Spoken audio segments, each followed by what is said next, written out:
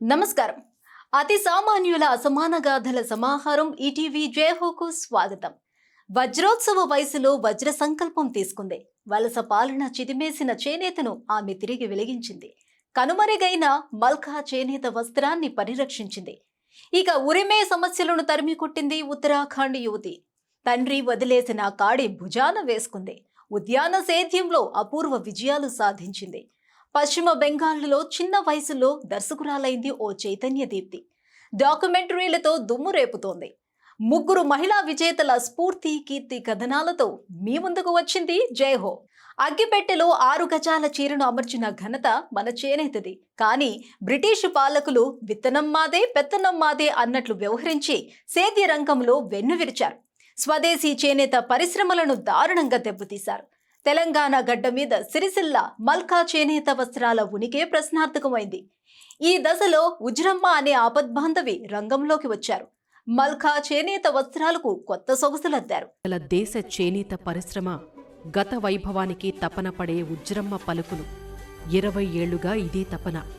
ఆమె చేనేత రంగంలో ఫార్మర్, స్పిన్నర్, డయ్యర్, వీవర్ గొలుసుకట్టుకు గతంలో ఉన్న స్వేచ్ఛా సంపత్తి పునరుద్ధరణకు సంకల్పం తీసుకున్నారు.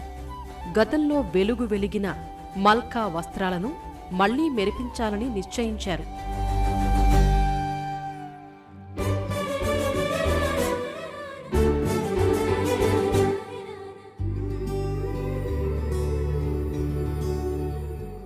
మల్కా అంటే ములుము, ఖాదీల సమ్మేళనం. దీని ద్వారా సుస్థిర, పర్యావరణహిత జీవనోపాధి కల్పించవచ్చని ఆమె విశ్వసించారు. 19వ శతాబ్దం తొలిదశలో ప్రతి ఉత్పత్తిలో అగ్రగామి. ఎగుమతుల మార్కెట్లో మనదే హవా. కానీ తర్వాత కథ మారింది. కొన్ని పెద్ద మిల్లులను మన దగ్గర ఆంగ్లేయులే నెలకొల్పారు. అయినా అత్యధిక మిల్లులు ఇంగ్లండులోనే ఉండేవి. అందువల్ల బ్రిటిషర్లు ప్రత్తిని బెయిలింగ్ పద్ధతిలో బేళ్లుగా మార్చి ఎగుమతి చేశారు. ఇంగ్లండ్ చేరాక ఈ పత్తి బేళ్లను డీకంప్రెస్ చేసేవారు. ఈ ప్రక్రియ వల్ల ఆ ప్రత్తి సాగే గుణాన్ని, దృఢత్వాన్ని కోల్పోయింది. రంగు నిలిచి ఉండే మన్నిక పోయింది. తర్వాత మన దేశమూ ఇదే పద్ధతిని అనుసరించిందనుకోండి. I went to live in England because my husband got posted there.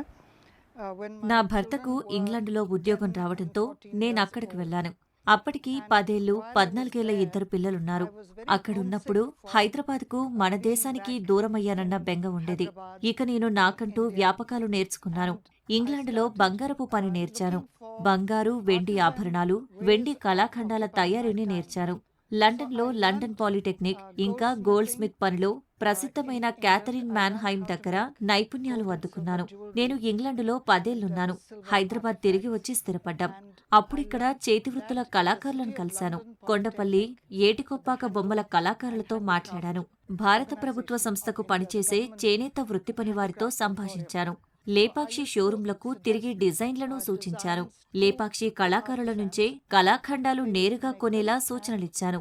అంతేకాదు, వాళ్ళు కృత్రిమ రంగుల స్థానంలో సహజవర్ణాలు ఉపయోగపడేలా సాయపడ్డాను. And I also helped them to change from synthetic colors to natural colors. మల్కా చేనేత వస్త్ర కార్మికుల కోసం పరితపిస్తున్న ఉజ్రమ్మ హైదరాబాదులో జన్మించారు. ఆమె పెదనాన్న సిపిఐ తొలితరం నాయకుడు. ఆమె అమ్మమ్మ నాటి ఎమ్మెల్యే. పర్దా పద్ధతిని నిరసించి పోరాడారు. భర్త వ్యాపార రీత్యా 1979 నుంచి దశాబ్ద కాలం ఉజ్రమ్మ ఇంగ్లండ్లో నివసించారు. ఆ సమయంలో ఆమెకు కళలు, చేతి వృత్తులపై ఆసక్తి ఏర్పడింది. స్వదేశానికి తిరిగి రాగానే ఉజ్రమ్మలో ఆశయాలు అలజడి చేశాయి. ఉమ్మడి ఆంధ్రప్రదేశ్ హస్తకళల అభివృద్ధి సంస్థలో స్వచ్ఛందంగా పనిచేశారు. కొండపల్లి చెక్క బొమ్మలు, ఏటికొప్పాక లక్క బొమ్మలకు సరైన రంగులను సూచించారు. అదే సమయంలో ఢిల్లీలోని దస్తకార్ సంస్థతో పరిచయం ఏర్పడింది. ఆ సంస్థ ముఖ్యుల్లో ఒకరు ఆంధ్రప్రదేశ్లో దస్తకార్ చాప్టర్ను ప్రారంభించి బాగోగులు చూసుకోవాలని కోరారు. అలా ఉజ్రమ్మ 1996లో ఆ విభాగాన్ని నెలకొల్పారు. అదే మల్కా వైపు ఆమె ప్రయాణానికి కారణమైంది. అలా వచ్చిన ఖ్యాతితో ఆమె మల్కా వస్త్రానికి మరో పేరుగా ప్రసిద్ధికెక్కారు.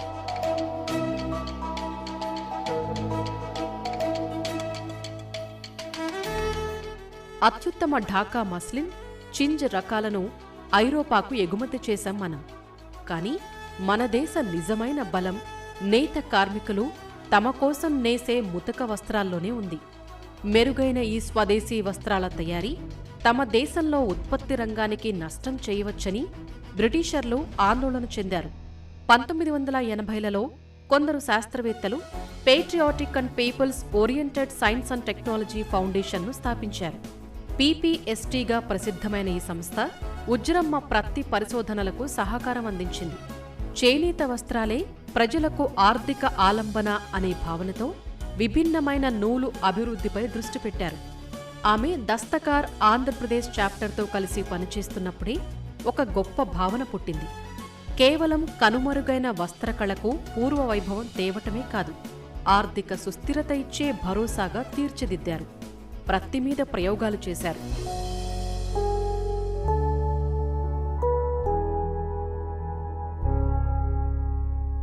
2005వ సంవత్సరంలో ఉజ్జరమ్మ డీసెంట్రలైజ్డ్ కాటన్ యార్న్ ట్రస్టును స్థాపించారు.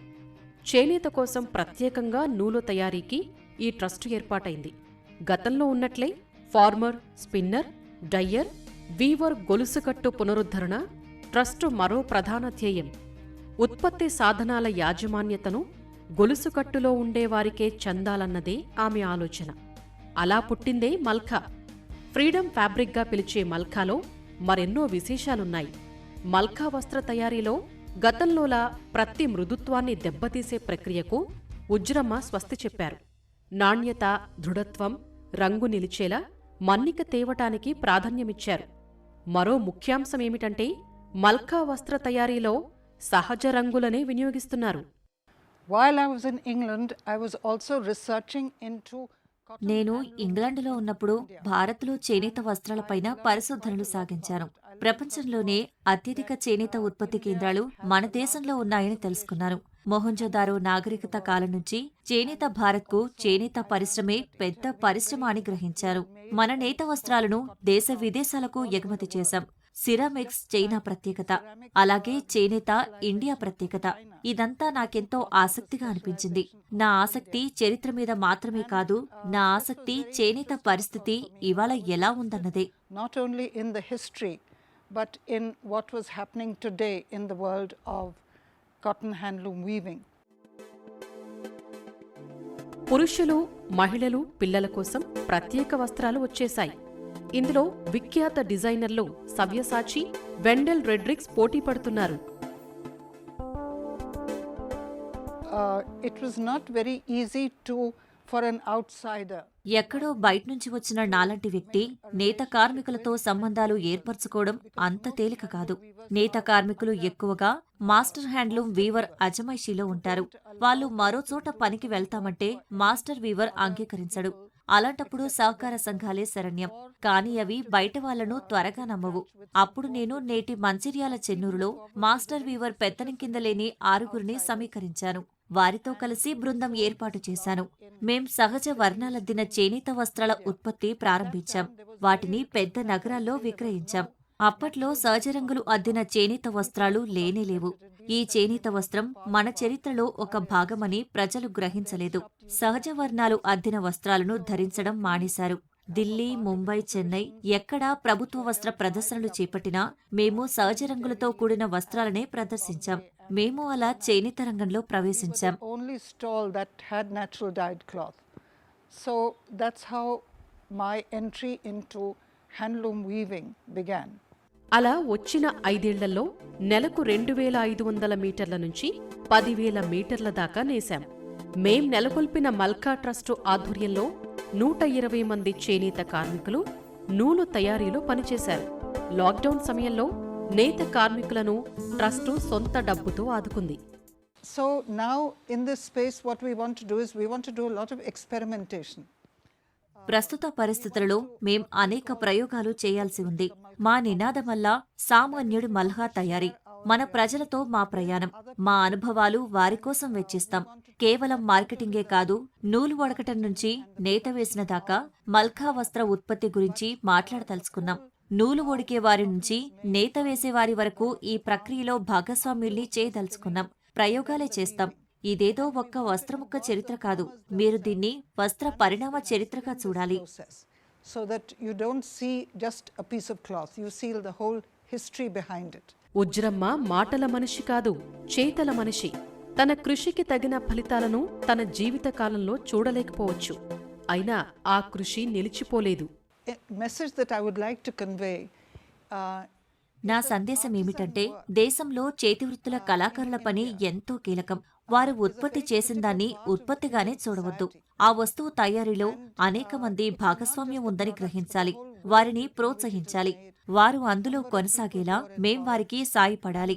చాలా దేశాలు వారి వారి చేతివృత్తుల కళాకారులను విస్మరిస్తున్నాయి. మంచి మార్కెట్లున్నాయి, కానీ కొద్దిమంది నేత కార్మికులు అభిరుచి మేరకు నేత పని చేస్తున్నారు. కానీ మేమలా కాదు. మన దేశంలో అనేక మంది హస్త కళాకారులు కళాత్మక వస్తు ఉత్పత్తిలో నిమగ్నమయ్యారు. మేము ఇందులో భాగస్వామ్యులం కావాలని అనుకుంటున్నాం. part of many people's lives, and we would like that to be part of society. మన దేశం తిరిగి కోలుకోగలదని, చేనేత రంగానికి పూర్వ వైభవం తథ్యమని ఉజ్రమ్మ విశ్వసిస్తున్నారు.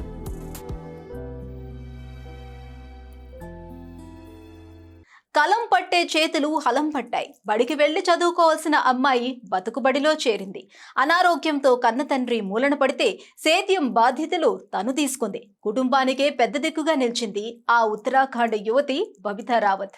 ఉద్యాన సేద్యంలో నవోధ్యాయం రాసింది. కుటుంబాన్ని పైకి తెచ్చింది. ఉద్యాన పంటల సాగులో శిక్షణ ఇచ్చి వందలాది వనితల జీవితాల్లో వెలుగులు నింపింది.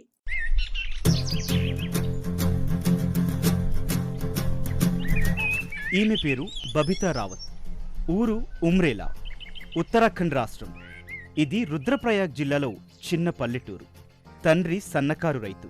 కొంతకాలం క్రితం ఆయనకి హఠాత్తుగా జబ్బు చేసింది. అప్పుడు తండ్రి బాధ్యతలను పెద్ద కూతురు బబితా స్వీకరించింది. ఉన్న కొద్దిపాటి పొలంలో అద్భుతాలు చేసింది. ఉద్యాన సేద్యంలో, పుట్టగొడుగుల పెంపకంలో గ్రామీణులకు శిక్షణనిచ్చింది. పరిస్థితుల వల్ల రైతుగా మారింది. కాని అదే జీవితమవుతుంది అనుకోలేదు. ఉరిమే సమస్యలు, తరుముకొచ్చిన కష్టాలు సేద్యం వైపు మళ్లించాయి. मेरा नाम बबीता रावत है और मैं रुद्रप्रयाग सौड़ गांव की निवासी हूँ. నా పేరు బబితా రావత్.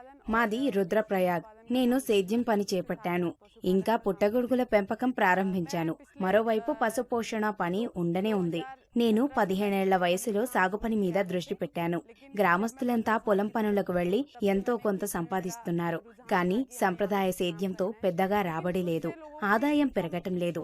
నేను వ్యవసాయం మీద దృష్టి సారించగానే వీళ్లకంటే భిన్నంగా ఏదో ఒకటి చేయాలని భావించాను. ఈ క్రమంలో పుట్టగొడుగుల పెంపకమే కాకుండా కూరగాయలు పండిస్తున్నాను. దీంతో నాకు మంచి ఆదాయం వస్తోంది. जिससे मेरी अच्छी खासी इनकम हुई. తండ్రి మూలన పడ్డాక కుటుంబం ఒడ్డున పడేదెలా? భుక్తి గడవటానికి బంధుమిత్రుల దగ్గర అప్పులు తప్పలేదు. పేదరికం నీడలో దైన్యస్థితి. తలా ఒక యూనిఫామ్ ఉంది, రెండో జత లేదు. అదే ఉతికి మళ్లీ వేసుకునేవారు. మరో జత కొనే స్తోమత లేదు. వారసత్వంగా దక్కింది ఎకరం భూమి. అది సేద్యానికి అంతగా పనికిరాదు. కాని అదే నేలలో వ్యవసాయం చేపట్టింది. పశుపోషణకి ఆ భూమే దిక్కయింది. हम यहाँ पे खेती तो करते हैं और ఇక్కడ వ్యవసాయం చేస్తున్నాం, కానీ కొండ మీద అడవి జంతువుల బెడద తట్టుకోలేకపోతున్నాం. కోతులు, ఎలుగుబంట్లతోనే సమస్య. అందుకే పంటను కాపాడుకోవటానికి పాలీ హౌస్లు ఏర్పాటు చేసుకోవాల్సి వచ్చింది. వన్యప్రాణులు తిననటువంటి మిరియాలు, బెండకాయలు పండిస్తున్నాం. ఇలాంటి కూరగాయల మీద అవి ఆసక్తి చూపవు. मिर्च हो गया, भिंडी हो गया, इन सब फसलों को जंगली जानवर नुकसान नहीं पहुँचाते हैं. బబిత తెల్లవారుజామున 4 గంటలకే నిద్రలేస్తుంది. పశువులకు మేత వేసి పాలు తీస్తుంది. వాటిని విక్రయించాక 5 కిలోమీటర్లు నడిచి బడికి చేరుకునేది. చాలా కాలం పాల విక్రయంతోనే ఖర్చులు వెళ్లిపోయాయి.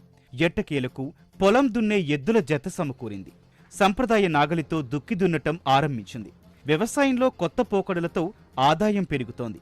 దాంతోపాటే ఆమె ఆలోచనలు పదునెక్కాయి. సేద్యానికి ఉద్యాన పంటలు జోడించాలని నిశ్చయించింది. పొలంలో కొద్ది మడులు చేసింది. వాటిల్లో బఠానీలు, బెండకాయలు, క్యాప్సికం, వంకాయలు సాగు చేసింది. క్యాబేజీ, అల్లం, ఉల్లి పండించింది. ఇంకా వెల్లుల్లి, ఆవాలు, బచ్చలికూర, ముల్లంగి వేసింది. తండ్రి ఆరోగ్యం కాస్త మెరుగైంది. ఆయన సాయపడసాగారు. ఇక తమ్ముళ్ళు, చెల్లెళ్ళు తలా ఒక చేయి వేస్తున్నారు. చేనుకు చేవ కోసం రసాయన ఎరువుల బదులు సేంద్రియ ఎరువులు వాడటం ప్రారంభించారు. मैं यहाँ पे सब्जी उत्पादन का 2017 से काम తొలుత 2017లో నేనిక్కడ సేద్యం చేపట్టినప్పుడు అందరిలానే నాకు ఇబ్బందులు ఎదురయ్యాయి. మైదాన ప్రాంతంలో కొండ మీద సాగు అంత తేలికేం కాదు. రోడ్లుండవు, విత్తనాలు దొరకవు, సాగునీరుండదు. సూక్ష్మ సేద్య విధానంతో నేనీ సమస్యల్ని అధిగమించాను. కలుపు తొలగించటానికి బదులు నేల సూక్ష్మ పోషకాలతో సారవంతంగా మారేలా చూశాను. సేద్యానికి సమాంతరంగా పుట్టగొడుగుల పెంపకం ఆరంభించాను. స్వయంగా విక్రయించటంతో మంచి ఆదాయం వచ్చింది. నాకున్న పరిజ్ఞానంతో కూరగాయలు, పుట్టగొడుగుల పెంపకంపై గ్రామీణులకు శిక్షణ ఇచ్చాను. उत्पादन का काम शुरू किया जिससे हमें काफी फायदा भी हुआ. బబిత తన సేద్య ఉత్పత్తులు, కూరగాయలు, పాలు, పుట్టగొడుగులను జిల్లా కేంద్ర మార్కెట్లోనే విక్రయిస్తారు. రుద్రప్రయాగ్లో అక్కడి తిల్వాడా ప్రాంతంలో మాత్రమే అవి లభ్యమవుతాయి. मैंने 15 साल की నేను 15 ఏళ్ల వయసు నుంచే కూరగాయలు పండిస్తున్నాను. పుట్టగొడుగుల పెంపకం చేపట్టాను. మరోవైపు పశువులున్నాయి. ఇవన్నీ ఒకదానితో ఒకటి ముడిపడి ఉన్నందున కష్టం అనిపించలేదు. వృధా అయ్యే ఉత్పత్తులను నేలసారం పెంచే ఎరువుగా ఉపయోగించాం. కూరగాయలు పండించాం. పాల ఉత్పత్తి ఉంది. खेती में यूज करते हैं तो इसके साथ ये दोनों काम आपस में जुड़े हुए हैं. బబిత తన సేద్యపు భూమిలో పాలీహౌస్ ఏర్పాటు చేసి టమాటోల సాగు చేపట్టారు. ఒకే ఒక్క సీజన్లో క్వింటాల్ టమాటాలను పండించారు. సంప్రదాయ పద్ధతి కంటే దాదాపు రెండింతల దిగుబడిని సాధించారు. అయితే సమాజంలో పుట్టగొడుగులపై విష ప్రచారాలున్నాయి. అయినా ఆమె దృఢచిత్తంతో ముందుకు సాగారు. పుట్టగొడుగుల వినియోగంపై అపోహలను తొలగించారు. అంతేకాదు వాటి పెంపకంలో 500 మంది గ్రామస్తులకు శిక్షణనిచ్చారు. हम यहाँ पे खेती में झंगोरा, कोदा और మేము ప్రత్యేకంగా ఇక్కడ దొరకని బీరకాయలు, శనగలు పండించాం. బీరకాయలు మధుమేహులకు మంచిదంటారు. ఇలా ఇక్కడ దొరకనివి తెచ్చి సాగు చేశాం. ये किसानों के लिए फायदेमंद चीज है जिसका उत्पादन हम यहाँ पे कर रहे हैं. బబితకు తన తొలి విక్రయం ద్వారా 1000 రూపాయల లాభం వచ్చింది. అనతి కాలంలోనే ఆమె పుట్టగొడుగుల ఉత్పత్తులు అత్యధిక విక్రయాలు సాధించాయి. పెద్ద పెట్టుబడేమీ అక్కర్లేదు. వ్యవసాయ వ్యర్థాలు, సోయాబీన్ వ్యర్థాలను వాడారు. అవి ఆరోగ్యకరంగా పెరిగేలా చూశారు. కానీ మన మార్కెట్లో కొంచెం ఖరీదే అనిపించినా ఆరోగ్యకరమైన ఆహారాల్లో ఒకటైంది. కేవలం 500 రూపాయల పెట్టుబడితో పుట్టగొడుగుల పెంపకం ప్రారంభించారు. ఇప్పుడు నెలకు 20,000 రూపాయల ఆదాయం వస్తోంది. ఆమె స్ఫూర్తితో వందలాది మంది మహిళలు పుట్టగొడుగుల పెంపకం చేపట్టారు. బబిత పుట్టగొడుగులపై తన ఇంట్లో ఓ చిన్న గదిలో ప్రయోగాలు చేశారు. తర్వాత గ్రామంలో ఓ పాడుబడిన ఇంట్లో పుట్టగొడుగుల కార్యశాలను నిర్వహిస్తోంది.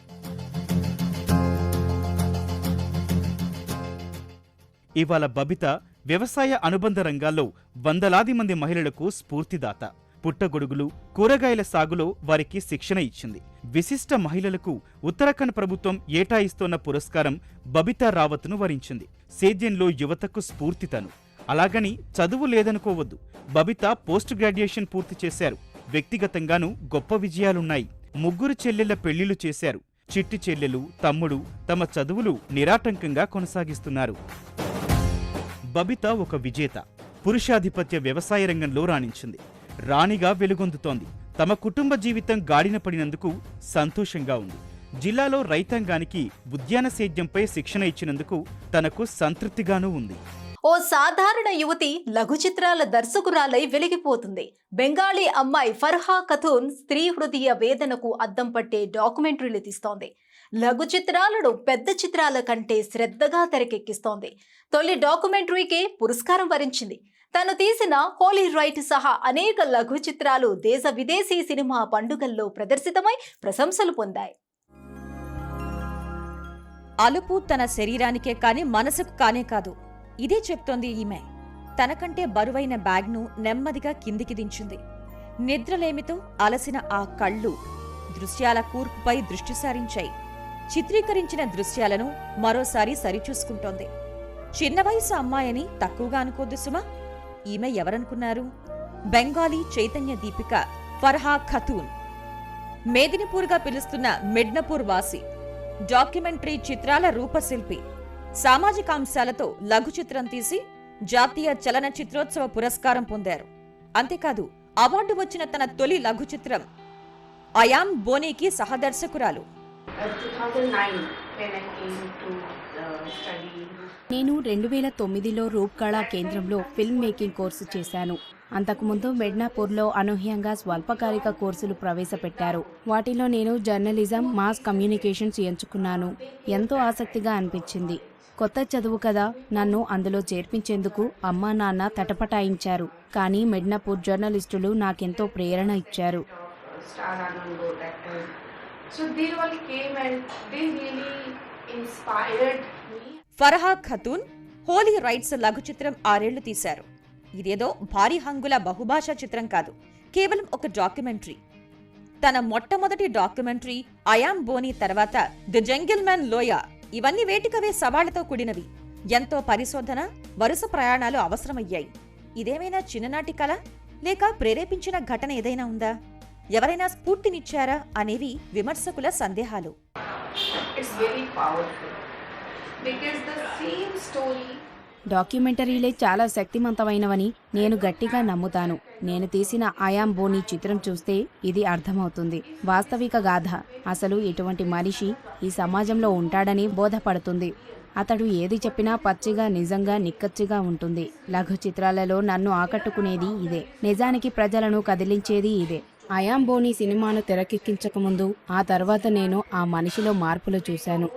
అది డాక్యుమెంటరీ శక్తి అంటే.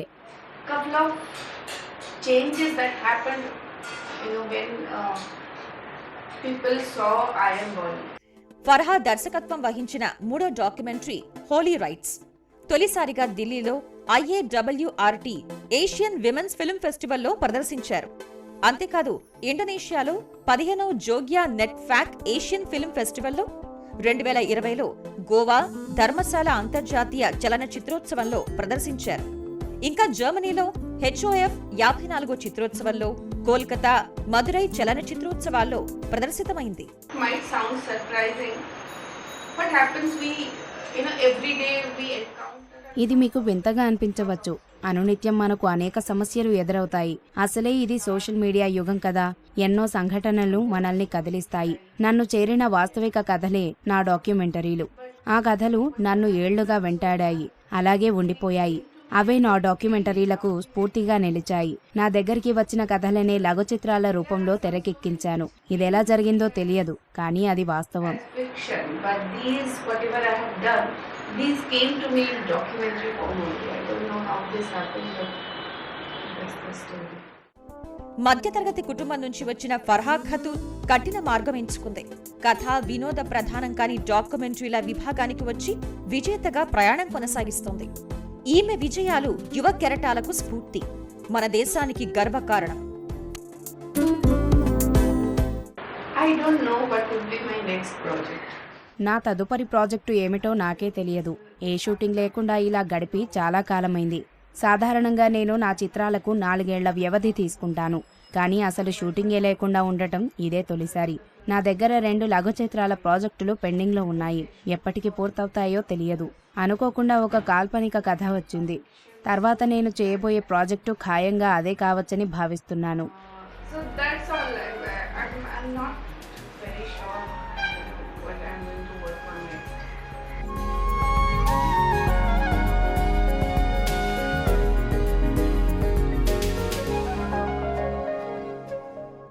వలస పాలనలో కొడిగట్టిన మల్ఖా చేనేత వస్త్రాల తయారీకి పూర్వ వైభవం తెచ్చిన వజ్ర సంకల్పం ఉజ్రమ్మ.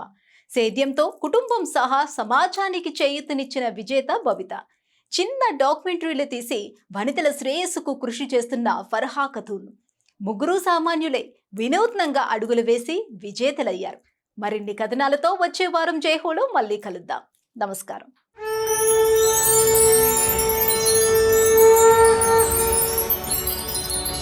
Jai Ho.